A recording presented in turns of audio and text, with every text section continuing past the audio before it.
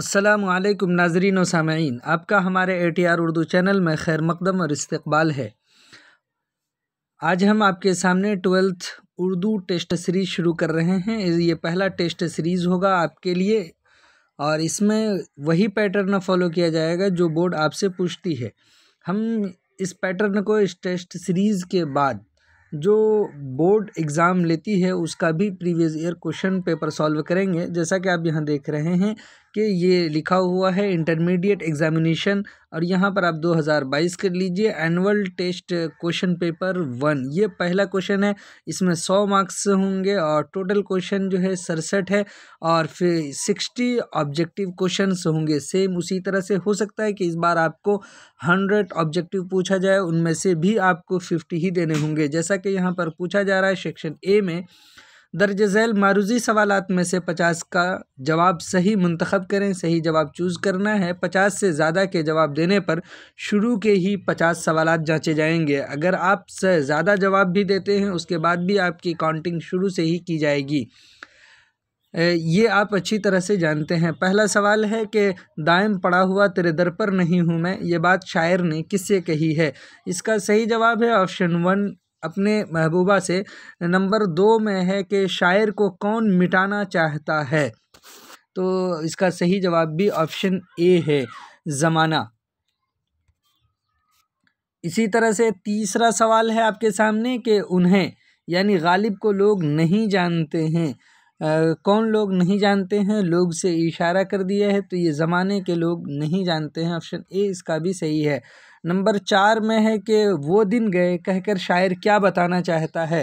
वो दिन गए कि नौकर नहीं हूँ मैं, इस तरह से जो शायर ने एक शेर कहा है तो उसमें किस चीज़ की तरफ इशारा किया गया है। सवाल नंबर 4 का भी यानी ज़िंदगी की किस्म पुरसी की तरफ इशारा किया गया है कि अब वो दिन चले गए हैं, ऐसा नहीं है, अब हालत बदल चुकी है। इसी तरह से गालिब ने वजीफ़ा खार किसको कहा है, अपने आप को उन्होंने वजीफ़ा खार कहा है, ऑप्शन सी इसका करेक्ट है। इसी तरह से 5 के बाद 6 नंबर में है कि शायर के रोते रहने से क्या होगा, यूं ही गर रोता रहा गालिब तो ए अहले जहाँ, देखना इन बस्तियों को तुम के वीरां हो गई। यहाँ पर ऑप्शन डी सही है, बस्तियाँ वीरान होंगी। सवाल नंबर 7 में है कि चमन में किसके जाने से दबिस्तां खुल गया। मैं चमन में क्या गया, गोया दबिस्तां खुल गया। इसमें ऑप्शन ए सही है, शायर के जाने से दबिस्तां खुल गया। सवाल नंबर 8 है याकूब और यूसुफ में क्या निस्बत है, यानी याकूब और यूसुफ का रिलेशन पूछा जा रहा है तो बाप और बेटा है, ऑप्शन डी करेक्ट है। इसी तरह से सवाल नंबर 9 है मुवाहिद किसे कहते हैं। मुवाहिद अल्लाह को एक मानने वाले को मुवाहिद कहते हैं, ऑप्शन बी सही है। सवाल नंबर 10 में है कि रंज से खूगर होने से क्या मुराद है। रंज से खूगर हुआ इंसान तो मिट जाता है रंज, यही इसमें पूछा जा रहा है। तो कह रहे हैं कि तकलीफ़ झेलने वाला, अगर आप रंज यानी ज़्यादा तकलीफ़ उठा रहे हैं, उसके आदी हो चुके हैं तो उसी को कह रहे हैं तकलीफ़ झेलने वाला, ऑप्शन ए सही है। सवाल नंबर 11 है कि बुलबुलें नाले सुनकर क्या हो गईं, बुलबुलें सुनकर मेरे नाले गज़ल खां हो गईं, ऑप्शन डी इसका सही है, ऑप्शन 11 का डी। इसी तरह से सवाल नंबर 12 है दायम के माने क्या हैं। जैसे ऊपर भी आया था दायम पड़ा हुआ तेरे दर पर नहीं हूँ मैं, तो दायम माने क्या है, ऑप्शन ए सही है, सदा हमेशा इसकी मीनिंग है। सवाल नंबर 13 है कि शायर के मुताबिक मुश्किलें कैसे आसान हो जाती हैं। अभी आपको बताया कि मुश्किलें मुझ पर पड़ी इतनी कि आसान हो गई, मुश्किलें ज़्यादा पड़ने से, ऑप्शन सी इसका करेक्ट है। सवाल नंबर 14 है ना खुदा के माना क्या हैं। ना खुदा के माना मल्लाह हैं, कश्ती चलाने वाला, ऑप्शन बी सही है। सवाल नंबर 15 है पहलू दबाना का मतलब क्या है। इसका सही जवाब यहाँ पर देखिए, तो पहलू दबाना का मतलब है बाजू दबाना, ऑप्शन सी करेक्ट है। इसी तरह से 16 नंबर क्वेश्चन है कि चादर देखकर पाँव फैलाना मुहावरा है। इस मुहावरे का मतलब क्या है। इस मुहावरे का मतलब है अपनी हैसियत के मुताबिक काम करना, ऑप्शन ए करेक्ट है। इसी तरह से सवाल नंबर 17 है यगाना का असली नाम क्या है, यानी ये यगाना जो शायर हैं उनका असली नाम पूछ रहा, ऑप्शन सी इसका करेक्ट है, मिर्ज़ा वाजिद हुसैन यास यगाना चंगेज़ी। तो इनका असली नाम है वाजिद हुसैन। चलिए 18 नंबर सवाल है, यगाना के माने क्या हैं? यगाना माने यकता है, ऑप्शन ए करेक्ट है इसका। इसी तरह से सवाल नंबर 19 है, यगाना चंगेज़ी पहले क्या तखल्लुस करते थे? पहले तखल्लुस वो याज करते थे, ऑप्शन सी करेक्ट है। सवाल नंबर 20 है, पहाड़ काटने वाला की इस्तिलाह किसके लिए इस्तेमाल की जाती है? यानी किस शख्स के लिए पहाड़ काटने वाले की इस्तिलाह इस्तेमाल की जाती है? ये टर्मिनोलॉजी किसके लिए यूज़ करते हैं? फरहाद के लिए यूज़ करते हैं, ऑप्शन डी करेक्ट है। सवाल नंबर 21 है, मुझे सर मार कर तेशे से मर जाना नहीं आता, इस शेर में कौन सी सनात इस्तेमाल की गई है? इस शेर में सनात तलमीह इस्तेमाल की गई है। इस सिलसिले में हम एक और वीडियो बनाकर आपको बताएंगे सारे सनातों के बारे में। सवाल नंबर 22 है, इयादत के माना क्या हैं? तो इयादत माने हैं, ऑप्शन सवाल नंबर डी इसका सही जवाब है, बीमार के घर जाकर मिजाज पुरसी करना। सवाल नंबर 23 है, खलीलुर रहमान आज़मी कहाँ पैदा हुए? तो आज़मगढ़ में पैदा हुए, ऑप्शन ए सही है। सवाल नंबर 24 है, खलीलुर रहमान आज़मी का पेशा क्या था? इनका पेशा तदरीस था, ये पढ़ाते थे। सवाल नंबर 25 है, खलीलुर रहमान आज़मी का ताल्लुक़ किस इदारे से था? इनका ताल्लुक़ अलीगढ़ मुस्लिम यूनिवर्सिटी से था, मुस्लिम यूनिवर्सिटी से। चलिए सवाल नंबर 26 है, खलीलुर रहमान आज़मी के मजमूए का नाम क्या है? यानी इन्होंने किताबें लिखी है, उसके मजमूए का नाम क्या है? तो इनके मजमूए का नाम है ऑप्शन सी पैरवी मीर। इस तरह से उनकी किताब नई नज़्म का सफ़र भी है। चलिए इस तरह से 27 नंबर सवाल है। सवाल नंबर 27 में पूछा जा रहा है, किताब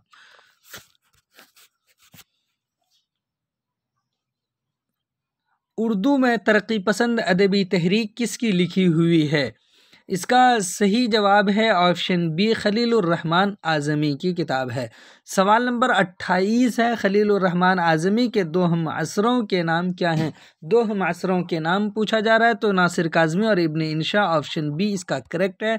सवाल नंबर 29 है, खलीलुर रहमान आज़मी की शायरी में कैसी सिफत पाई जाती है? यानी कैसी सिफत उसमें है? तो उसमें इनमें से सभी है, गहरे इंसानी सोच भी, महजूनियत भी, मौत का एहसास भी, ऑप्शन डी इसका करेक्ट है। सवाल नंबर 30 लिखा है कि नीला साहिबा से क्या मुराद है?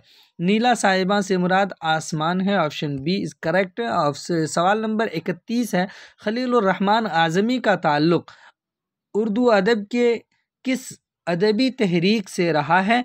तो इनका सही जवाब है ऑप्शन ए, जदीदियत से रहा है। सवाल नंबर 32 है, खलीलुर रहमान आज़मी ने अपनी शायरी किस बड़े शायर की इत्तिबा में की? अपनी उन्होंने शायरी की है, किस शायर की पैरवी उन्होंने की है? तो इसका सही जवाब है ऑप्शन सी, मीर तकी मीर की पैरवी में की है। सवाल नंबर 33 है, शायर बांसुरी पर किसका नगमा गाता रहा? तो इसका सही जवाब है 33 का बी, और मौत का नगमा गाता रहा। सवाल नंबर 34 आपके सामने है, इस पर उस पर भी दुश्मनों का कहीं साया पड़ गया, दूसरा मिसरा क्या है? तो गमसा पुराना दोस्त भी आखिर बिछड़ गया, इसका ऑप्शन सी करेक्ट है। सवाल नंबर 35 है, ए आसमां दाइम रहे साया तेरा, इसमें कौन सा काफिया है? तो इसका सही जवाब ऑप्शन बी है, दाइम। सवाल नंबर 36 है कि कागज़ी पैरहन किसकी किताब है? इसका सही जवाब ऑप्शन डी, खलीलुर रहमान आज़मी की किताब है कागज़ी पैरहन। ये कई दफ़ा एग्ज़ाम में पूछा भी जा चुका है।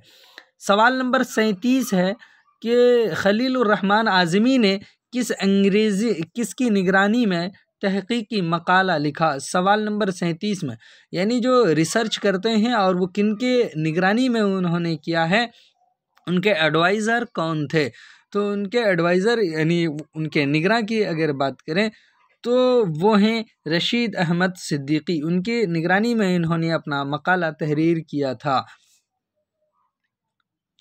चलिए सवाल नंबर 38 है आपके सामने कि हैदराबादी उलमा वली का पूरा नाम और जाए पैदाइश के मुतालिक क्या बताते हैं? उनके जाए पैदाइश के बारे में उन लोगों का क्या ख्याल है पूछा जा रहा है। तो इसका सही जवाब है ऑप्शन ए, सैयद वली मोहम्मद औरंगाबादी। ये इस नाम से वो लोग याद करते हैं।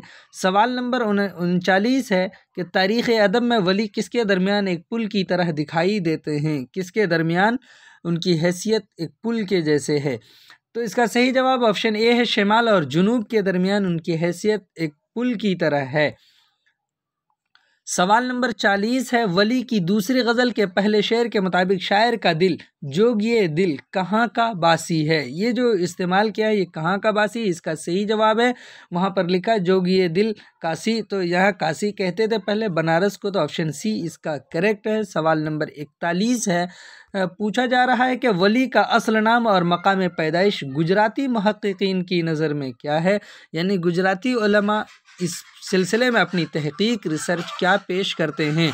सवाल नंबर 41 का सही जवाब है ऑप्शन डी, यानी शाह वलीउल्लाह अहमदाबाद।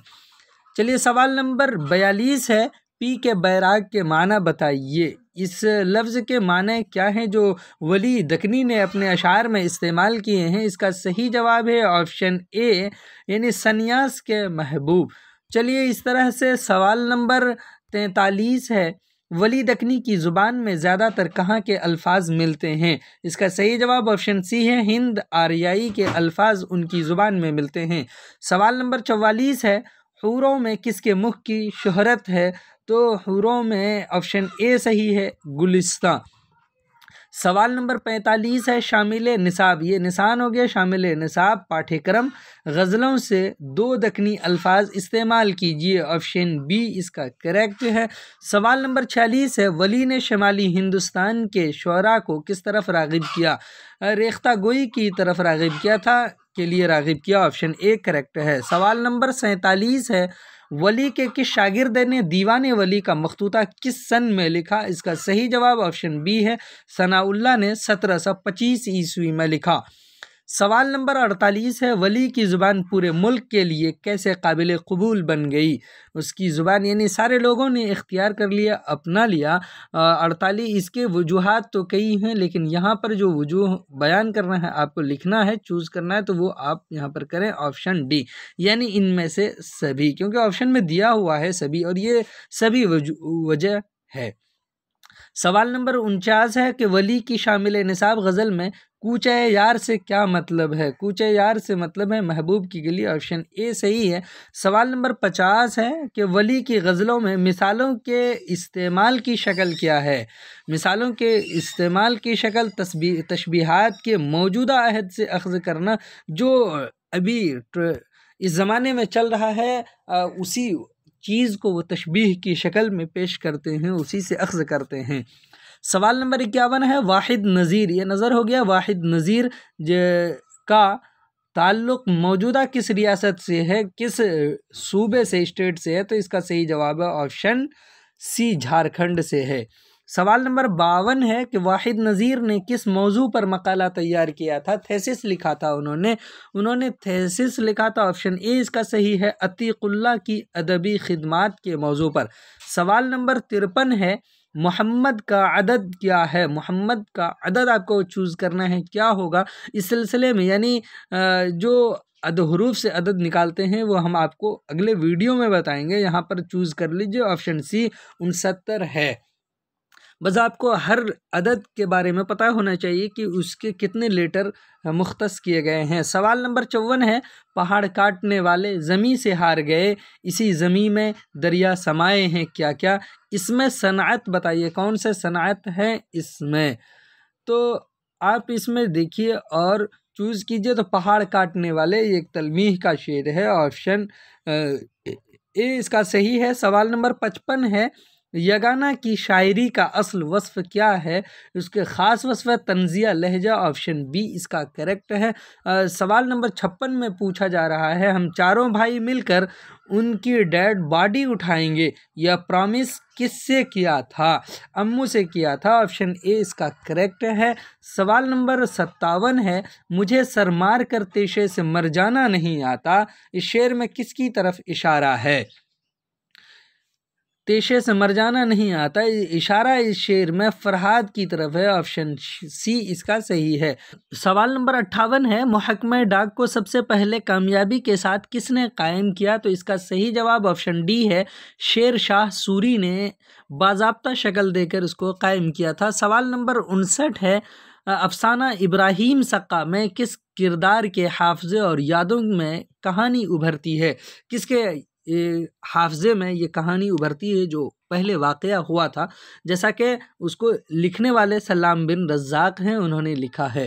तो इसका सही जवाब है ऑप्शन सी, शेख साहब के हाफजे में ये कहानी उभरती है और वो उसको बयान करते हैं। सवाल नंबर 60 है, पराया जुर्म अपने नाम लिखवाने का मतलब क्या है? तो ये शेर, इसका मतलब यहाँ पे पूछा जा रहा है, पराया जुर्म अपने नाम लिखवाने का मतलब क्या है? यहाँ पर इसका अगर मतलब देखें तो इनमें से कोई भी नहीं, ऑप्शन डी इसका करेक्ट है। चलिए अब यहाँ से सेक्शन बी शुरू होता है। इस तरह के सवालात आपसे पूछे जाएंगे। सवाल नंबर सेक्शन बी का एक अगर देखें तो इसमें आपको एक मजमून लिखना होगा। इस तरह से कई सारी चीज़ें होंगी, आपको चूज़ कर लेना है और फिर आपको किसी एक पर एक मजमून लिखना है। आपको वहाँ पर हो सकता है अल्फाज भी मुतय्यन कर दिया जाए, 100 वर्ड होगा, 50 वर्ड होगा, इस तरह से 150 वर्ड हो सकता है, इससे ज़्यादा नहीं होगा। यानी तकरीबन आपको 1.5 सफ़े के लिखने होंगे। इसको अच्छी तरह से देख लीजिए। लाल किला है, लाइब्रेरी है, बाहर का मौसम है, सर सैयद अहमद ख़ान, मेरे मोहसिन, इसी तरह से मेरा मुल्क, इस कई किसी तरह के भी उन्वान हो सकते हैं। आमतौर पर लाइब्रेरी और सर सैयद अहमद ख़ान कई दफ़ा पूछा भी गया है। सवाल नंबर 2 है बी का, दर्ज झैल अशार में से किसी 2 की तशरीह कीजिए। कई अशार दिए हुए हैं, सिर्फ 2 की अगर देखें तो यहाँ पर आपको 1 2 3 4 दिए हुए हैं, सिर्फ 2 अशार चूज़ कर लेना है, उसकी तशरीह करनी है। अब यहाँ जानते हैं ये मिर्ज़ा गालिब का शेर है। इस तरह से जिनका भी हो आपको लिखना है। इसी तरह से सवाल नंबर बी का तीसरा क्वेश्चन है कि मुंदरजा झैल इक़्तिबास की तशरीह सियाक़ व सबाक़ के हवाले से कीजिए। आपको एक पैराग्राफ इस तरह से दे दिया जाएगा और उस पैराग्राफ के को पढ़ करके आपको आगे पीछे कॉन्टेक्स्ट्स में आपको उस इबारत की तशरीह करनी होगी, उस पैराग्राफ को समझाना होगा। सवाल नंबर 4 है यहाँ पर कि अपने बड़े भाई को ख़त लिखिए और उनको अपनी तालीमी सरगर्मी से वाकिफ़ कराइए। यानी यहाँ पर ऑप्शनल है, आपको एक ख़त लिखना है या फिर एप्लीकेशन, यानी लेटर या एप्लीकेशन। तो मेरे ख़्याल से ज़्यादा आसान एप्लीकेशन रहेगा, ये लिख सकते हैं। इसी तरह से अगर देखें आगे सवाल नंबर 5 है आपके सामने, तो सवाल नंबर 5 में दर्ज झैल सवालों में से सिर्फ 5 के मुख्तसर जवाब दीजिए। तो किसी 5 का आपको चूज़ करके जवाब देना है। फ़रहतुल्लाह बैग ने अपने उस्ताद से क्या सीखा? मौलवी साहब के पढ़ाने का क्या तरीक़ा था? इंशाइया किसे कहते हैं? खलीलुर रहमान आज़मी का एक शेर लिखिए। शहज़ादा मौरूसी सल्तनत कैसे खो देता है? उन पर कौन काबिज़ हो जाता है? मरसिया के 2 अज्ज़ा के नाम लिखिए। किस सिन्फ़ को चावल पर कुल हुवल्लाह लिखने का फ़न करार दिया है? इस तरह से देख लीजिए 11 क्वेश्चन हैं, आपको इनमें से चूज़ करके पूछा जा रहा है कि 5 के ही आंसर देने हैं, आपको 6 छोड़ देना है। सवाल नंबर 6 है आपके सामने के दर्ज झैल सवालों में से सिर्फ 3 के जवाब लिखिए। आपको यहाँ पर भी उसी तरह से 6 दिया है, उनमें से हाफ को आपको छोड़ देना है और हाफ ही को लिखना है। आप इनको पहले पढ़ लीजिएगा, समझ लीजिएगा।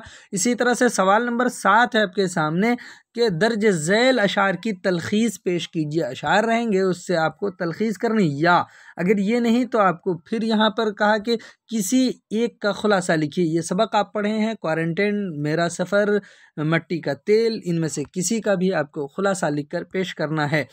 उम्मीद कि आपको ये क्वेश्चन पेपर आपके लिए हेल्पफुल रहा होगा, आपकी कहीं ना कहीं मदद कर पा रहा होगा। अगर आपको ये वीडियो अच्छा लगे तो आप लाइक कीजिए, शेयर कीजिए और फिर हमारे चैनल पर अगर आप नए हैं तो इसको सब्सक्राइब कीजिए। फिर हम मिलते हैं अगले सीरीज़ में, तब तक के लिए खुदा हाफिज़, अस्सलामु अलैकुम।